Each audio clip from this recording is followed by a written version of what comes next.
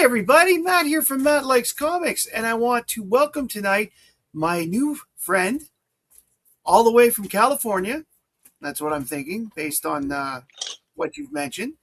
All the way from California, ladies and gentlemen, and gentle beings of all stripes, please welcome to the channel Grant, also known as Solo Promoter on YouTube. Grant, how are you tonight? I am great, Matt. It is an absolute pleasure to be on the channel. When I started watching comic book videos on YouTube, yours was one of the first channels I found, and I've been hooked ever since. So it's I'm honored to be on the show. Well, I appreciate your faith, and I'm glad you love the show. Um, I'm going to bring up some very interesting points that I've managed to discover since I've discovered your channel. Okay. You are a professional puppeteer and also a musician. Your band is called Throwing Toasters. Yes. Yes, and if The, I'm not mistaken, it has a Weird Al feel to it. yes, I did throwing toasters for a very long time. I don't do that as much anymore. Yes, I was a huge Weird Al fan growing up. And in college, I started writing my own funny songs Hmm. and performing them. And so the band Throwing Toasters, which is just me, the joke is that there's other members, but they never show up. Something always happens. So That's it's always awesome. just me. But yeah, I did comedy for many years. I performed at colleges and comedy clubs, and I even one time got to open for Weird Al, which was a dream come true. That's But I awesome. haven't. I I kind of got into the puppets, so I moved away from doing the Mhm. music as much. But I still do music every now and then. Which is neat because Weird Al was actually in my town 2 days ago. He Oh, performed really? in Ottawa, Canada. So I had friends that went to the show. I went to see him. Actually, Weird Al was the first concert I ever went to with my wife. So, an interesting. We've only been to three together, but like that interesting first one. Yeah, it's a And good. That's a also, safe one.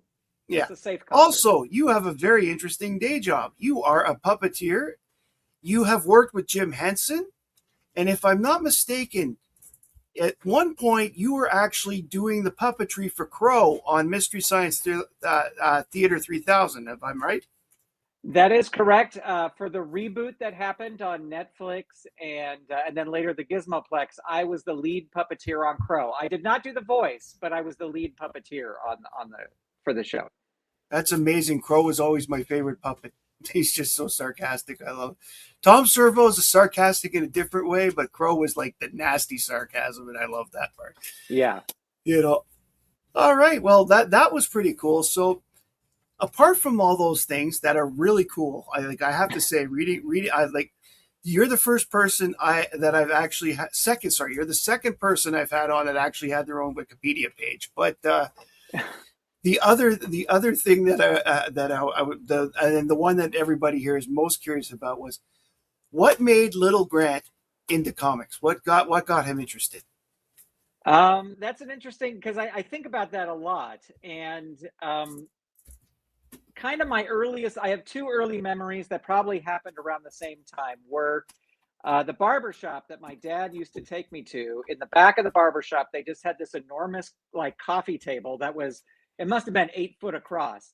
And it was just piled with old magazines of all sorts, National Geographic to Playboy to any kind of magazine was on that table. But there were also comic books on that table as well.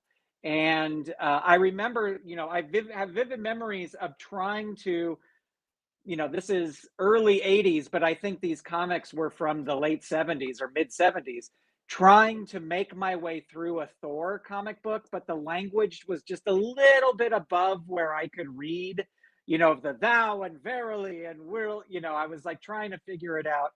And then the other thing is we would drive I grew up in the San Francisco Bay Area, and we would drive to visit my grandparents in Oregon, which was about a 8 hour trip or whatever. And we would stop at this one town and go into this liquor store to get like road snacks and stuff for the trip. And they had a spinner rack. And one day I was like, "Hey, Dad, can I get a comic?" And he was like, "Yeah, sure."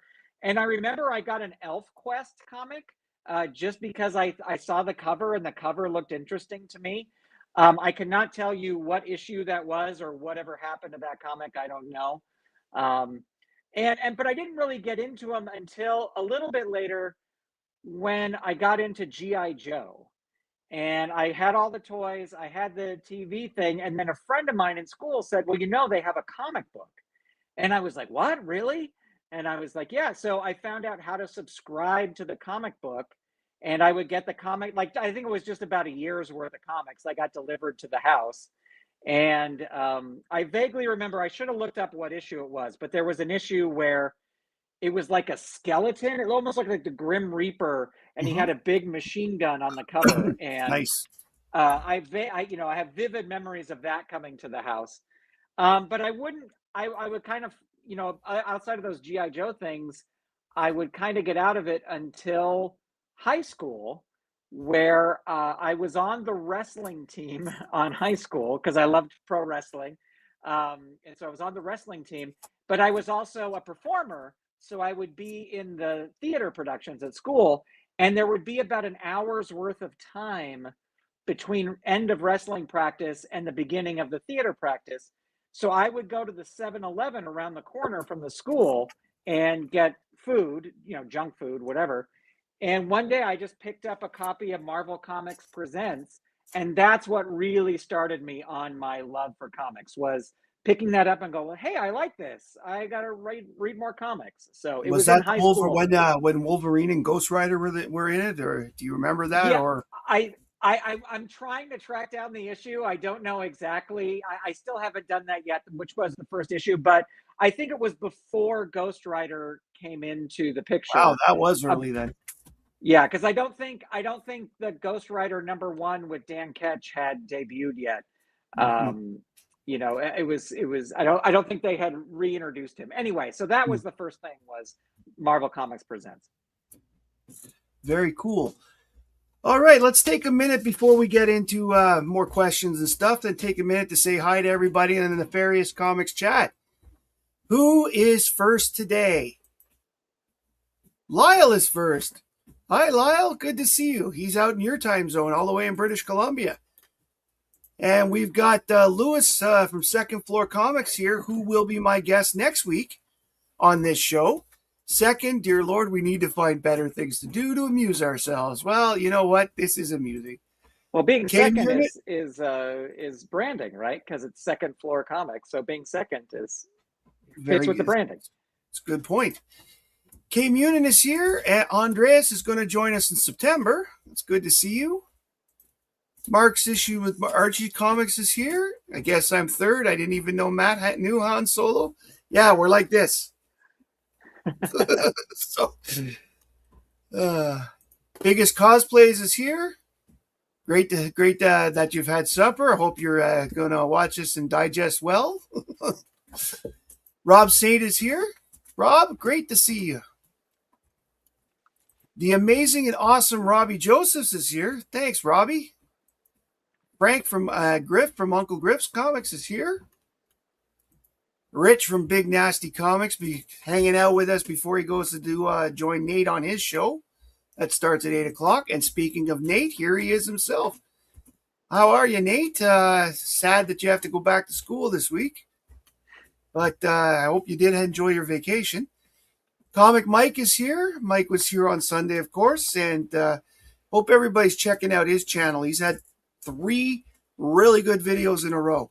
Not that he doesn't always have good videos, but the last 3 of them in particular have been very interesting. And a lot of conversation going on.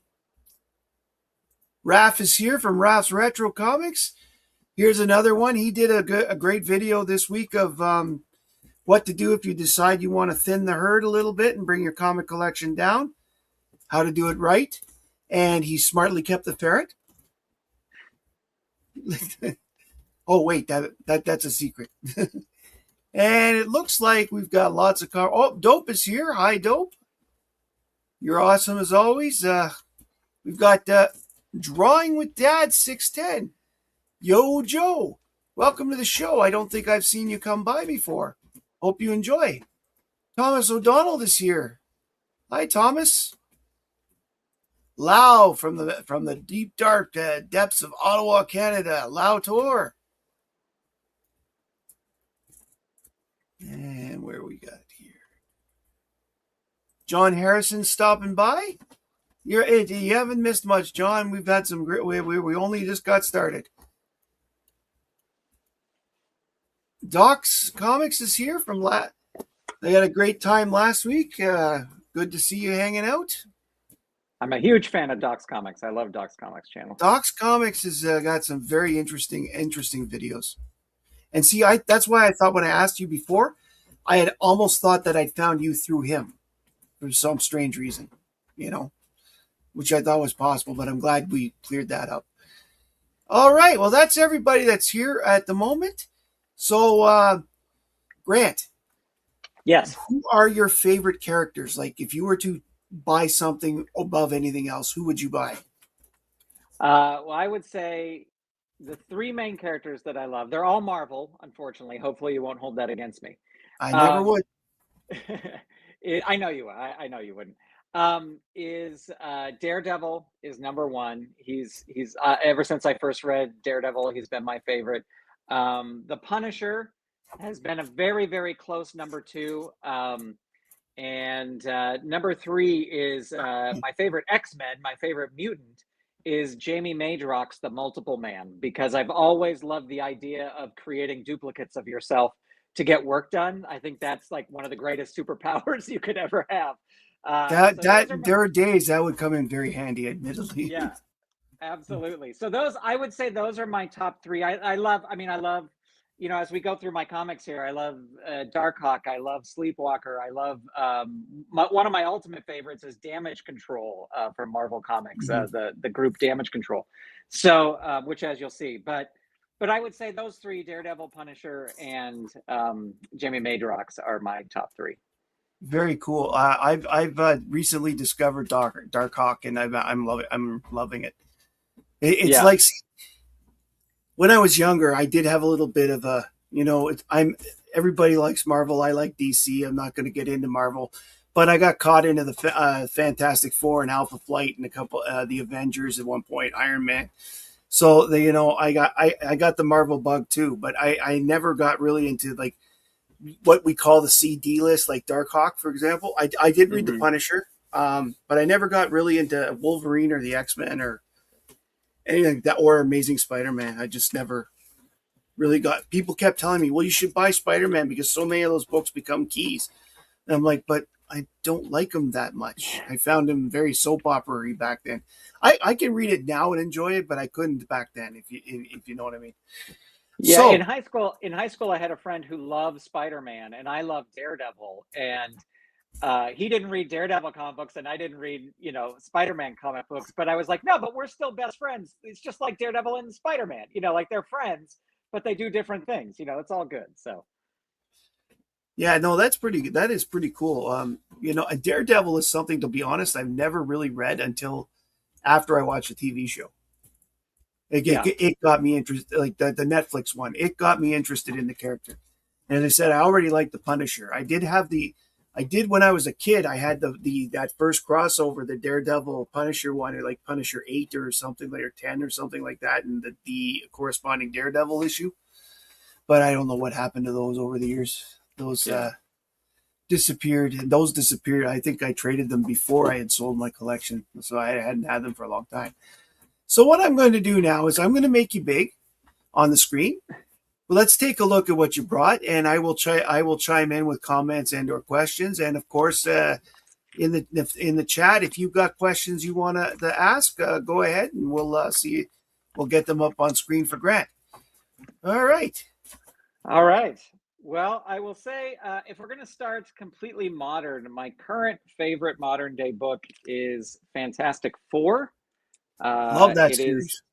It's really, really good. And I was never a Fantastic Four fan at all. Like when I was into reading comic books in high school and college, I knew who they were, but I was not a big thing. But this series has been so great. Ryan North writing it, and the art is great in this as well. So I was annoyed that they rebooted again to a 1, but this particular run, at least identified by that, has been very good. Yeah. And the thing I love too is at least I think 2 of the issues that have been out so far. I think there's 15 that are out so far. I may be wrong, but what I love is like two of the issues focus around the kids. Yeah. And to me, it's just like that's a fun. Like if I would have seen that comic book as a kid, I would have been, this is great. It's kids having adventures. And when I was in high school was when they rebooted Ghost Rider, when Darkhawk was coming out, when Sleepwalker was coming out, and those things were like and New Warriors too, which I have all these to show you. But when those were coming out, I was like, oh, these are all young kids. Like, I mean, they were older than me, but young kids. And it really hooked me into comics because I was like, oh, I'm roughly the same age as these people. So anyway, so I did bring, I just recently got the first issue of Marvel Comics Presents. Mm-hmm. And just because I really like this book, just because it was the first book to get me really into comics. So I would love to get a complete run of this first volume. And I put it in, I got from Sean from Basement Comics on the Basement Comics channel, talked about these clear backing boards. Mm-hmm. So they're made of plastic and they're a little pricey, but for comic books like this, where the cover goes onto the back, I think that's it really makes it look good. Yeah, no, you know what? That particular issue I have owned and read before. That was a good introduction. Like I really like the Swamp Thing in the Marvel in that time period. Yeah, Those stories.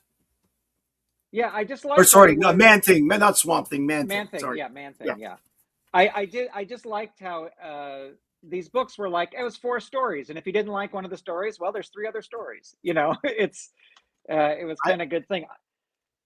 I was always a big fan of anthologies, and it was cool that they brought that out at the same time. They did that weekly too because it was in response to Action Comics that went weekly just before that came out.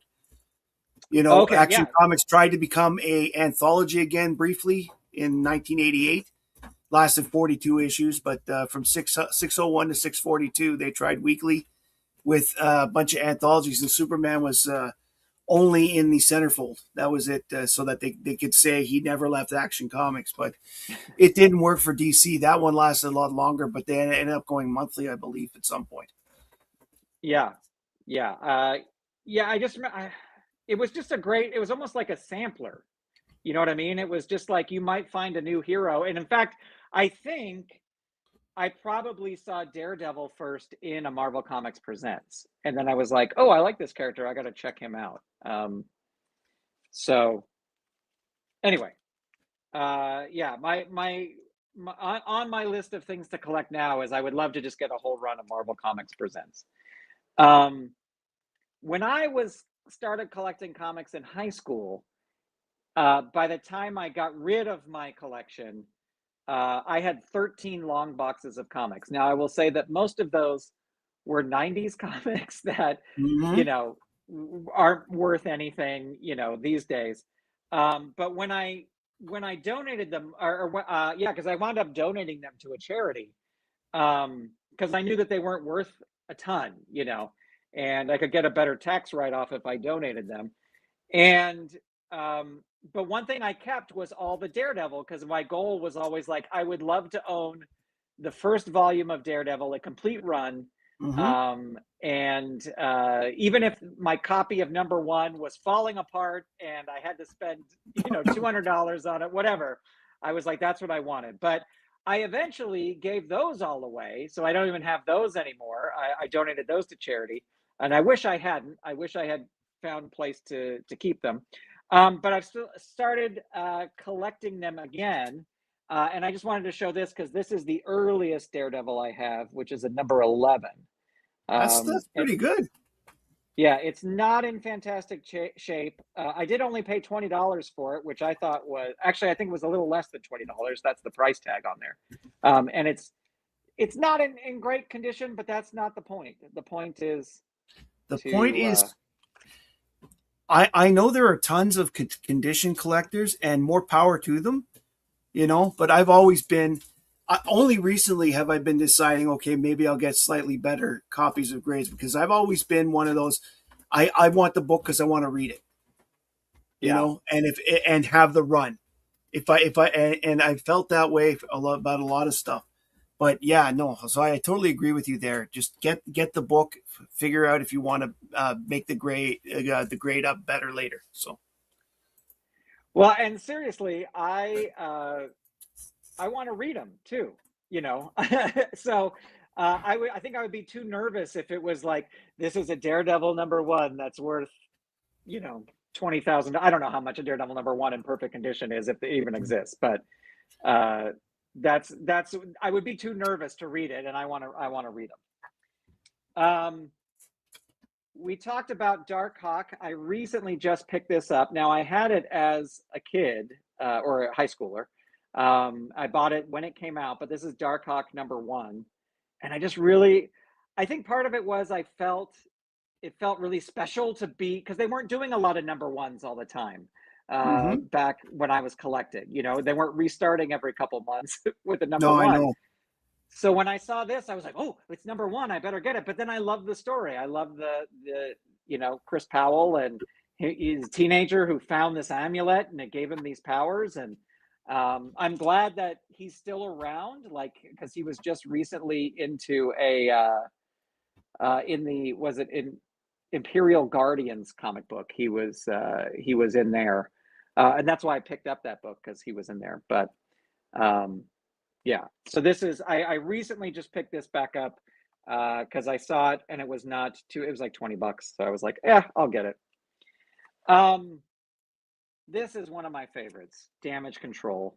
If anybody is not familiar with Damage Control, it's created by Dwayne McDuffie, and it is three 4-issue miniseries. They've done other things since then, but the point of Damage Control is that when superheroes have a fight downtown and they destroy all the buildings, damage con- damage control is the construction firm that goes in to fix them. I know they've been in the MCU and it's kind of the same, but not 100% the same. But anyway, uh, when I when I first read this, I just thought it was so funny because I just love that kind of applying real world ideas to comic books. Like, oh yeah, there would be a big mess if if the Thing fought Hulk downtown New York, it would be a mess, and who would clean that up? And I always love this. Um, I always love this book. And one of the coolest things ever was, well, this is probably 15 years ago by now, but I do a show with the Jim Henson Company called Puppet Up Uncensored. And it's like a live puppet improv show live on stage. It's kind of like Whose Line Is It Anyway, live on stage. And we did a show in Hollywood, and afterwards, a bunch of the puppeteers and their friends were going out to dinner. So I went, and I was sitting next to this guy. We were having a grand old time, and we're just chatting. We're not talking about comic books or anything like that. And at the end of the meal, we're all getting up to leave. And I go, I didn't get your name. What's your name? And he goes, oh, hi, I'm Dwayne McDuffie. And I was like, wait a minute. I have been talking to you for an hour and a half. Are you Damage Control, Dwayne McDuffie? And he goes, yeah. And I go, I go, I'm glad you only let me know that now because I would have talked the entire time about Damage Control. And I was so happy to meet him. You know, unfortunately, he passed away. Right. But he was just a super, super nice guy. And he was very like, like he'd created other things, but I was like, no, this is one of my absolute favorite comic books is Damage Control. And I'm so grateful I got to meet him and tell him, you know, how much I love that book. Um, all right, let's see what else we got here. Puppets never pick up the check at dinner. Yeah, they just they start looking at the ceiling when the check comes. Um, Another book I loved was New Warriors. So I've actually the comic book store I go to, House of Secrets in Burbank. They have great dollar bins that they just put stuff in there all the time, and I have gotten I would say over half of the run of New Warriors in the dollar bin at House of Secrets. And I just picked this one because this was one of my favorite covers because it was introducing a whole new supervillain bad guy team. And when I was in high school, I was like, "Oh, it's a whole new team. I got to get this issue because it's their first appearance of all these of all these people." So, um, yeah, this is This is I love New Warriors. Again, it was like young heroes just like me. That these are going to fall. Let me move these down here. Oh, speaking of damage control, I only have one slabbed comic. Out of not that I am Turtwig. I am from California, Southern California. I'm actually from Northern California, but I live in Burbank, beautiful downtown Burbank. The only slabbed comic I have is Marvel Comics Presents number 19. But this has, as I bang the mic, this has the first appearance of Damage Control. And that's very cool. The only reason I got this was I was like, if I'm going to buy slab comics, I want to buy slab comics that mean something to me. And so that's why I picked this up, because I was like, well, it's first appearance of one of my favorite teams. It's one I can afford. I think it was only $60 or something like that. So that's the only slabbed one that I have. Are you a big collector of slabs, or do you like them raw like I do?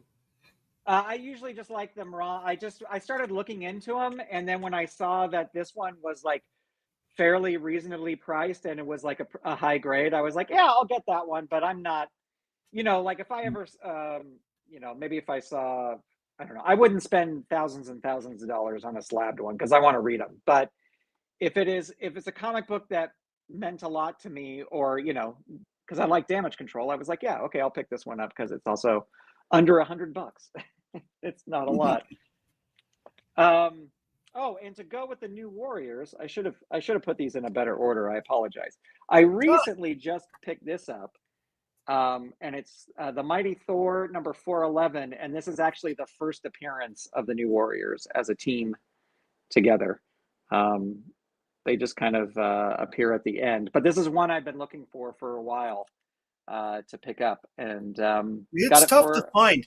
It's tough to find. That's my only one I'm missing from 400 to 430 of Thor, and it's tough to find. Yeah, at House of Secrets in Burbank, I would look every week, and it would just be like 409, 410, 413, 412. 414. Ah, dang it, Yeah. So yeah, I recently just got this one. I don't think it was too expensive, but I was like, I got to get it because I had gotten all those other New Warrior ones. I was like, I got to get that one.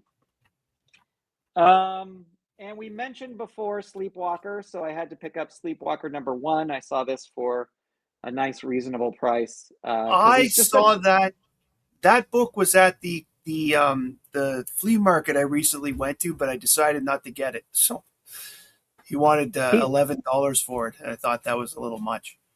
Yeah, he's such a weird hero. He's such a weird idea of, and then it's like the idea of Chris Sheridan has to go to sleep in order for this guy to come out, and you're just like, oh, something major's happened, I better go to sleep. Like how, if something horrible is going to happen and Sleepwalker needs to come out. Yeah, and he's just had the 26-ounce coffee at Starbucks. Right. It's just such a ridiculous idea for a hero, but that's why I love it. You know what I mean? I just love that idea of sometimes the most ridiculous premises become wonderful books. Yeah. Yeah, and I just watched a video about him. I forget whose video it was, but somebody did like the whole history of Sleepwalker, and I guess he like they haven't used him in a long time, but I'm sure he's a difficult hero to use because the other guy has to fall asleep in order for him to. They may also have rights issues. Oh, really? Sleepwalker came out around the time they started giving rights to creators at Marvel for some things. So, got it. Yeah, that's. I'm glad you know all the history. That's why I love watching your channel, because I don't know. I'm just like, yeah, this book came out. I was in high school. Slapstick was another great one. I also saw Thomas said Guardians of the Galaxy, and I read the new version of Guardians of the Galaxy as well. So that was I don't have any of those to pull out here. I wanted to show you here's X Factor number 71 with the new team, and it was this run that made me fall in love with Multiple Man. Jimmy Madrox, Mm-hmm. because I just thought he was so funny, and it was just such a fun power. And then to tag on to that, this X Factor #1, this X Factor Investigations, which was also Peter David, um, was really great too, because I just love the concept of like, oh, they're private investigators, and I don't know. Peter I thought that David was a was good one. amazing. Yeah, He's such a great writer. It's too bad he's gone. yeah. I got to meet him once at a convention, and then I didn't know that she was his wife, but I talked to Peter David's wife for because she's a puppeteer, so we Hmm. would talk about puppet stuff all the time. Thank you very. Okay, we're just going to take a minute here to say thank you to Brian LCS for his gift of 10 jewels. Let's see what we've got for him today. Let's see here. Ahoy, have you seen this man? Arr, that's Handsome Pete. He dances for nickels. Pete, you got some customers.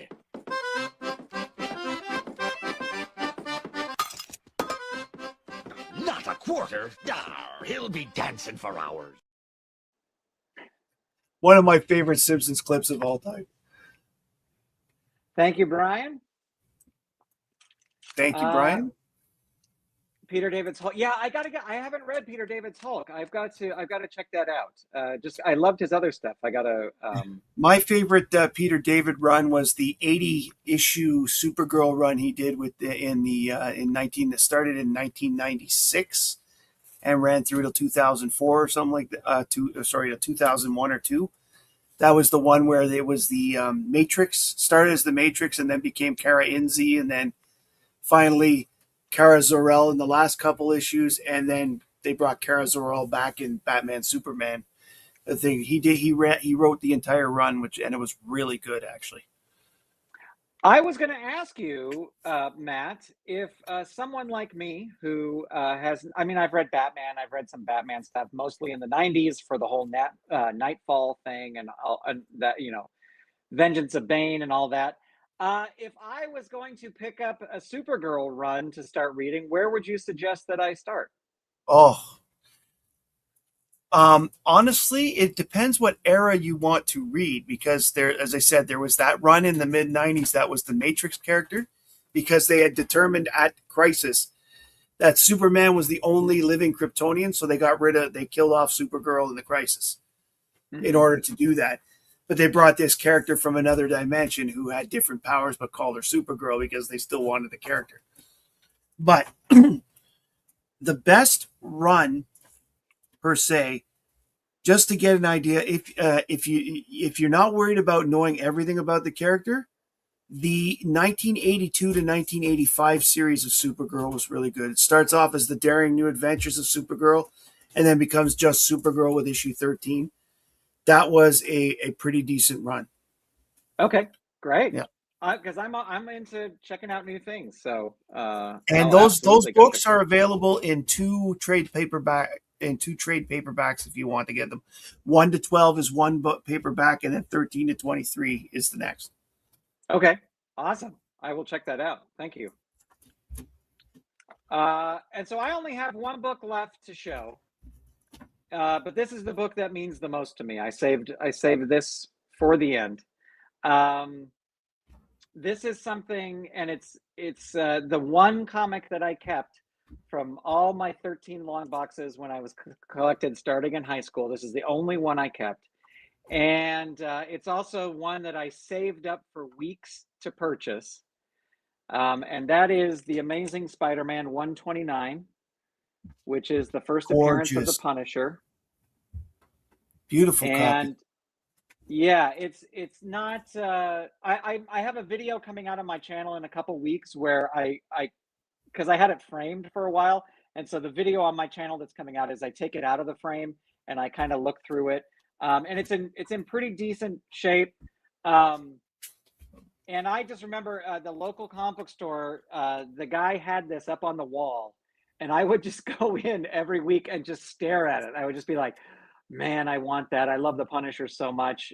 This is this is what I want so bad. And then they said it was the name of the place was called Papa's Comics, and he was actually the guy who owned it was the dad of one of the kids I went to high school with, Oh, very cool. junior high and high school with. And I was just like, I want that comic. And they said, oh, in 2 weeks, we're having a sale where all the wall comics will be 10% off. And so then I did some math in my head and I was like, okay, I have this much money. I need to save up this much money. And I was like, any odd job I could do around the house to get more money for this. And so it means a lot to me just because, you know, it's the first appearance of the Punisher and I wanted it so bad, but it also means a lot because I saved up and I worked and I remember that he had it listed on the wall for $130. This was 1991, 92. He had it That's listed cool. for $130. And then I know, and this may have been him, like, because he knew how much I wanted it. I walked out of there with it for like, I think $89 or something like that. Oh, that's So really nice.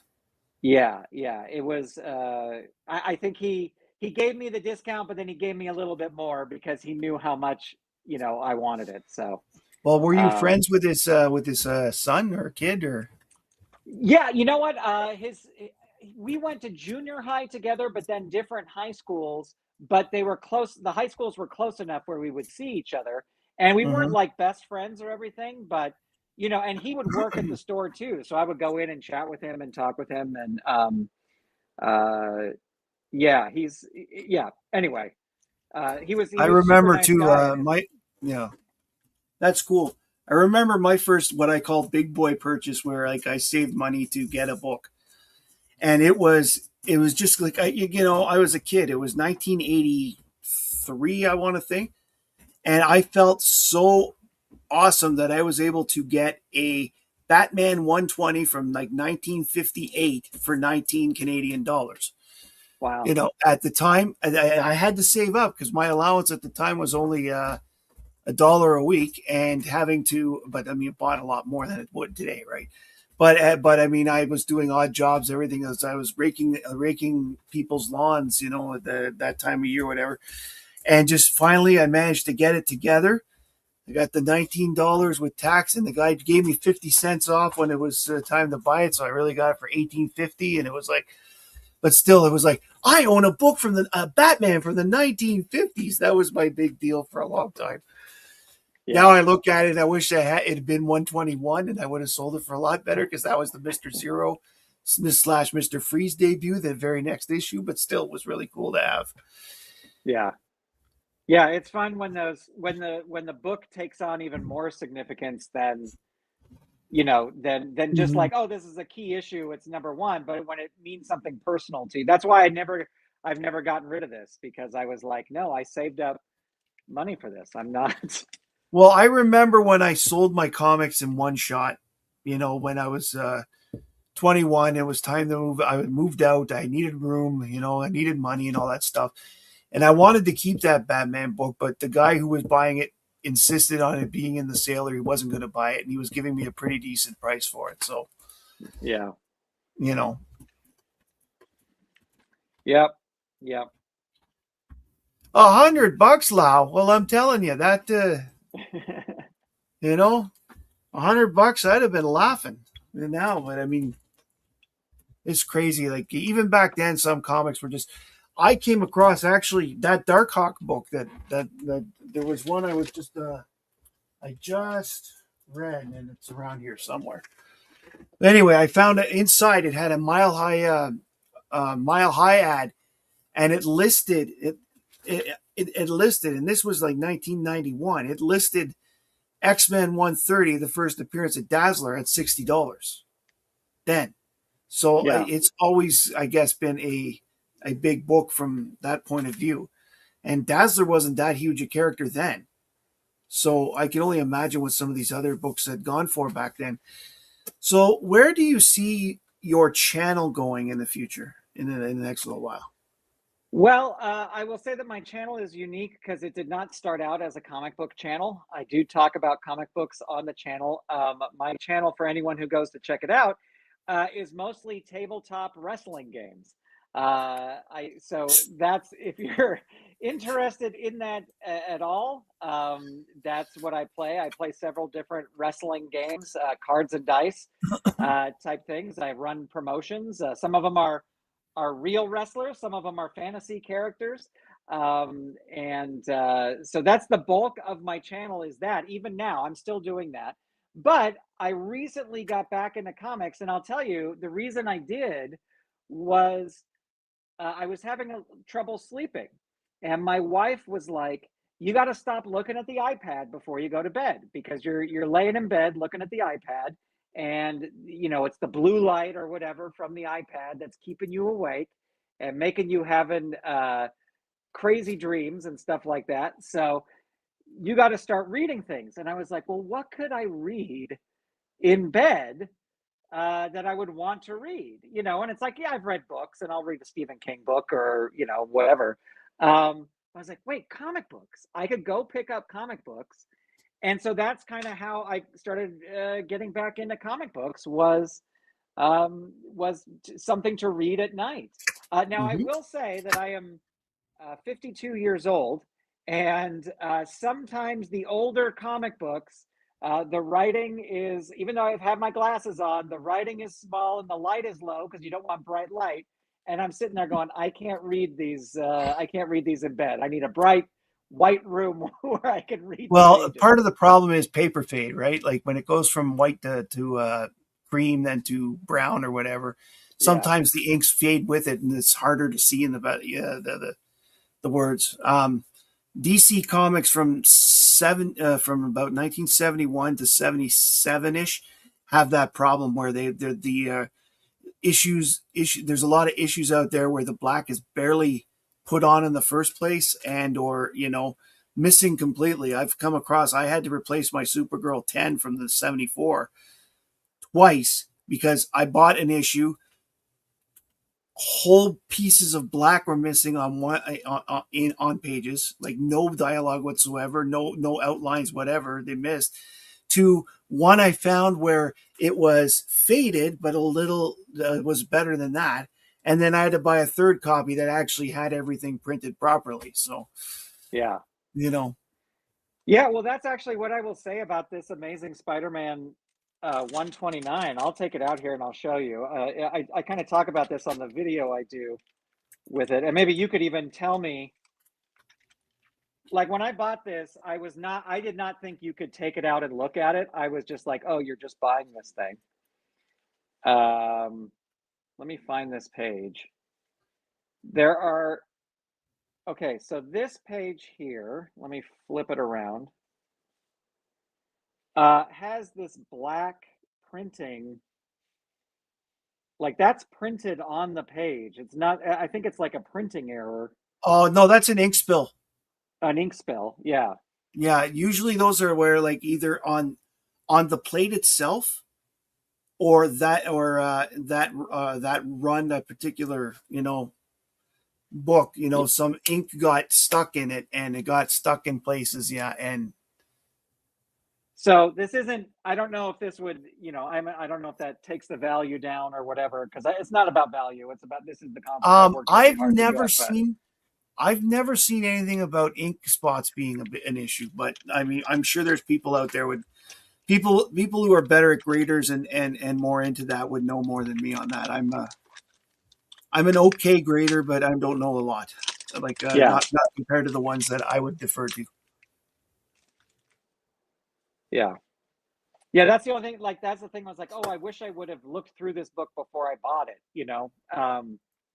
But it's still, it's still, I'm very happy to have this issue and it means a lot to me. Anyway, there you go. So before we say goodnight and all that, have you got anything you want to promote while you're on? Sure. Well, I mean, I'm trying to do definitely on my channel on Solo Promoter. If you want to wade through all the wrestling game videos, although I will say, where's this book? Let me get it. Sorry. Mm-hmm. I play this game called Champions of the Galaxy, and Champions of the Galaxy is a wrestling game that takes place 100 years in the future. And it has been around since 1986. The creator, Tom Filsinger, is a huge comic book fan, and he started this Mm-hmm. because he loved comics so much. And this recent edition, he's released at least one game edition each year where the characters get older, they retire, all this kind of stuff. But his latest issue, his latest version, they are on superhero Earth. So they're very comic book type characters The that are Crime all Stoppers. wrestlers. Yeah, the Crime Stoppers. And he made, this is just a little handbook that tells you about the wrestlers, but he made it look like a vintage comic book. And he made some characters out of public domain characters. So like the Black Terror and the Hooded Rider, and Nice. there's like Vera the Jungle Girl, but these are all wrestlers you can use in your wrestling federation. Nice. So if you like tabletop games and you like comic books, check out Champions of the Galaxy. You can see some videos on my channel. And in terms of comic books, I try to do new videos I think they come out every Thursday, but like it's what I picked up and what I liked from last week's as well. Mm-hmm. And I have a video coming out at some point where I think in the next week or so, where I talk about the comic books I drew in high school. So, well, I saw the one you did already, the where you were showing your binder there. I thought that was pretty interesting. It's always nice to see the fun ways that people show their love of the medium and their love of the hobby, whether it's by drawing, writing, collecting, talking about, writing songs about whatever it is. It's great to see, because like my daughter started she's becoming quite the talented little artist, and she's more of the manga type, but she's still, she's sitting there and she's reading manga as a result too. Like, so she's doing it. But the thing is, it encourages the kids to read, and that can't be a bad thing ever.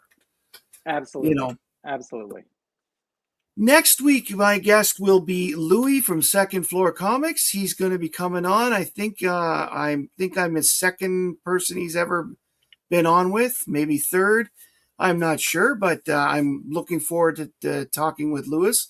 Louis has been a longtime fan of the channel. He's been a member almost since day one, and it's appreciated that he wanted to come on when I asked him. I feel very privileged that he's coming.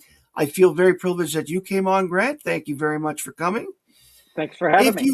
If you haven't yet, take time to check out the comic book community awards at cbcawards.com and nominate your favorite channels in the various categories that are there listed. Brian LCS does this every year. He's done it for the past 6 years. Great effort. Another way to encourage the community to get out there and watch as many different channels as possible. Thank you all for coming tonight. I really appreciate. Oh, before I go, 2 weeks from now, there will not be a Comic Talk Tuesday. I will be on vacation, and I will be out of town with my family. So, therefore, there will not be a Comic Talk Tuesday show. Thank you all for coming. My name is Matt. I like comics, and if you're not doing anything, go check out Nate on Hall Yeah Comics and his thing. We might get a Johnny Hates DC rant again. Gotta love it. Thanks, everybody. My name is Matt. I like comics, and I hope you will do too. Good night, everybody.